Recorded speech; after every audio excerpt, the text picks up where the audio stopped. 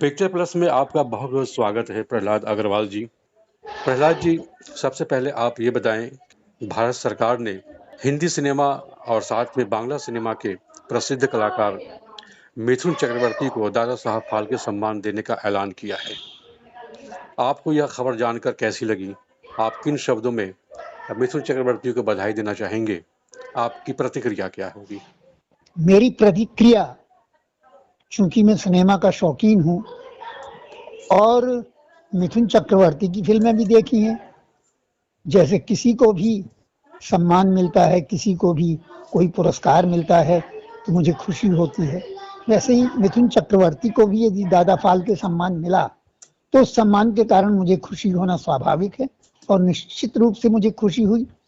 मगर ये खुशी तब बहुत बौनी हो जाती है जब उसमें साफ साफ झलकने लगता है कि ये किसी कारण से दिया गया है। और पिछले यूं तो पुरस्कार कारणों से दिए ही जाते हैं कि मैंने जब भी आपके पिक्चर प्लस में लिखा तब भी इसको मैंने बार बार लिखा, बार बार इसको मैंने अंडरलाइन किया कि हर पुरस्कार किसी न किसी मतलब का होता है। और इसी कारण मुझे पुरस्कारों की राजनीति में पढ़ना कभी अच्छा नहीं लगता। जिसको भी मिलता है उसे बधाई दे दीजिए। मैं ये जानना चाह रहा हूँ और आप तमाम जो हमारे पिक्चर प्लस के दर्शक हैं और जो अभी मिथुन चक्रवर्ती के बारे में लोग जानना चाहते होंगे, तो आपको क्या लगता है कि हिंदी सिनेमा में मिथुन चक्रवर्ती का कितना बड़ा योगदान है? देखिए, मैं उसी पर आ रहा था। क्या योगदान है मिथुन चक्रवर्ती का? मिथुन चक्रवर्ती का वही योगदान है जो एक साधारण किस्म के नायक का हुआ करता है। मिथुन चक्रवर्ती को हिंदी सिनेमा में कम से कम सफलता बहुत बाद में मिली। मिथुन चक्रवर्ती जब सिनेमा में आए, हिंदी सिनेमा में आए, तो उन्हें एक द्वितीय दर्जे का अभिनेता माना जाता था। और मिथुन चक्रवर्ती लंबे समय तक इसी तरह काम करते रहे और फिर उन्होंने ये बताया कि देखो, यदि एक आदमी 1000 रुपया कमाकर एक फिल्म में कमा लेता है तो वो बड़ा आदमी नहीं हो जाता है। मैं 100 रुपया कमाकर, 200 रुपया कमाकर यदि 25 फिल्मों में कर लेता हूं तो मैं उससे ज्यादा कमा रहा हूं। तो एक जमाना था जब मिथुन चक्रवर्ती की 8-8, 10-10, 15-15, 20-20 फिल्में एक साल में आया करती थी जी। और वो उसी तरह की होती थी जैसी 2M दर्जे की फिल्में बनती हैं। जो मिथुन चक्रवर्ती दक्षिण में रहने भी लगे थे और वहां उन्होंने जब जो बंगलों में शूटिंग होने का वो था तो उन्होंने बंगले खरीद लिए थे या किराए पे ले लिए थे और वहां खुद शूटिंग करवाते थे, खुद फिल्में बनवाते थे और खुद रिलीज करवाते थे। और 10,000 रुपए में एक काम करके और उससे 20,000 रुपया कमा लें, या इसको आप लाख कर लीजिए, करोड़ कर लीजिए। हालांकि वो जमाना करोड़ों का नहीं था, वो जमाना लाखों का ही था। तो मिथुन चक्रवर्ती ने पैसा कमाया। मगर एक फिल्म आई थी जिसमें अमिताभ बच्चन के साथ मिथुन चक्रवर्ती थे और उस फिल्म में उन्होंने एक दक्षिण भारतीय कलाकार की भूमिका निभाई थी, दक्षिण भारतीय पुरुष की भूमिका निभाई थी और वो बहुत लोकप्रिय हुआ था। अय्यर, मिस्टर अमिताभ, अय्यर, हाँ हाँ हाँ समथिंग हाँ, अय्यर था कुछ नाम। हाँ अय्यर था। तो उस फिल्म से बहुत वो उनको मिली और उसके बाद फिर जहां जहां उन्हें अवसर मिले वहां वहां वो प्रथम श्रेणी के अभिनेताओं के साथ संयुक्त किए गए और अब वो दादा साहब फाल्के अवार्ड पा गए हैं।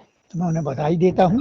मगर इससे ये कहीं नहीं हो सकता कि वो धर्मेंद्र से बड़े अभिनेता हैं या धर्मेंद्र को नहीं मिला तो धर्मेंद्र को उनसे छोटा माना जाना चाहिए। बहुत अच्छा किया आपने जिक्र कर लिया धर्मेंद्र जी का। कई सालों से ये कयास लगाया जा रहा था कि धर्मेंद्र जी के नाम अब आएगा दादा साहब फाल्के अवार्ड के लिए। लेकिन विनोद खन्ना जी को मिल गया उनके मरणोपरांत, और भी कई सारे कलाकारों को मिले। वैसे कलाकारों को यह सम्मान मिला जो धर्मेंद्र के बाद सिनेमा में आते हैं और अपनी पोजीशन बनाते हैं, लेकिन धर्मेंद्र को अब तक यह सम्मान नहीं मिला। क्या आपको लगता है कि उनके साथ देरी हो रही है, हो गई है?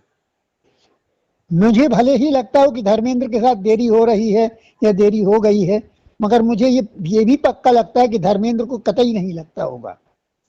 धर्मेंद्र किसी भी दादा साहेब फाल्के से बड़ा है जी।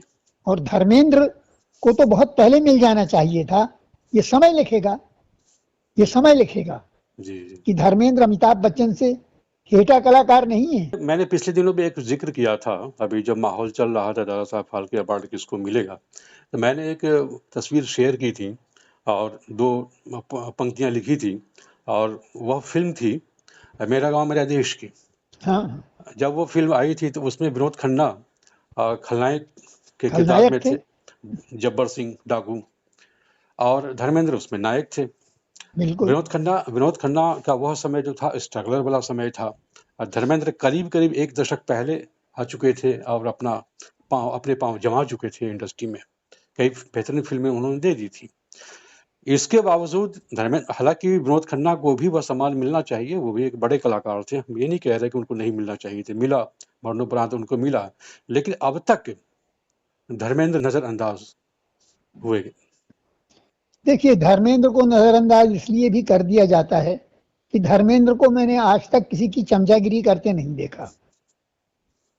धर्मेंद्र जरा एक अक्खड़ स्वभाव का जाट आदमी है और वो अपनी मस्ती में रहता है। अंतिम बात मैं कह रहा हूँ, याद रखिए, धर्मेंद्र उन लोगों में से है जो कहता है मुझे अपनी मेहनत का पैसा चाहिए है, मुझे अपनी मजदूरी का पैसा चाहिए है, मुझे अपनी कमाई चाहिए है, मुझे आपकी बख्शीश नहीं चाहिए।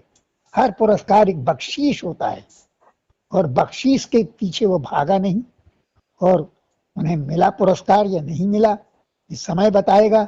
और उसी स्तर का अभिनेता आप मान लीजिए मिथुन चक्रवर्ती भी है, यदि उससे अच्छी भूमिकाएं मिल गई होती या वो खुद इस तरह की ओर अग्रसर हुआ होता।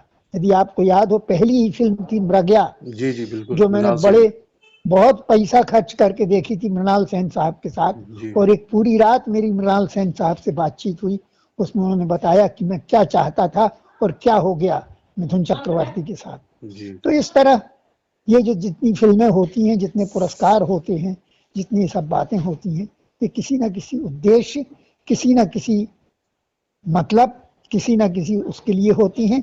और पुरस्कार जब जिसको मिले उसको बधाई दे दीजिए और कहिए वाह वाह। वो पुरस्कार से कोई बड़ा नहीं होता, अपने कर्म से बड़ा होता है। दादा साहब फाल्के के बारे में, अवार्ड के बारे में खासतौर पर ये माना जाता है कि ये अवार्ड उस कलाकार को दिया जाता है जिसने अपने दौर में एक पीढ़ी को प्रभावित किया है, एक दौर को प्रभावित किया है। तो निश्चित तौर पर धर्मेंद्र ने भी अपनी पीढ़ी को प्रभावित किया है, अमिताभ बच्चन ने भी अपनी पीढ़ी को प्रभावित किया है, वहीदा रहमान ने भी अपनी पीढ़ी को प्रभावित किया है, विनोद खन्ना ने भी किया है, और मिथुन चक्रवर्ती ने भी, चाहे वो मृग्या के कलाकार के तौर पर हो या फिर डिस्को डांसर के कलाकार के तौर पर हो, या उसके बाद अपनी भूमिकाओं से युवा पीढ़ी को प्रभावित किया है, उस दौर को प्रभावित किया है। प्रहलाद जी, आपने समय निकाला पिक्चर प्लस के लिए, आपका बहुत बहुत धन्यवाद, बहुत बहुत शुक्रिया, और मिथुन चक्रवर्ती जी को बधाई।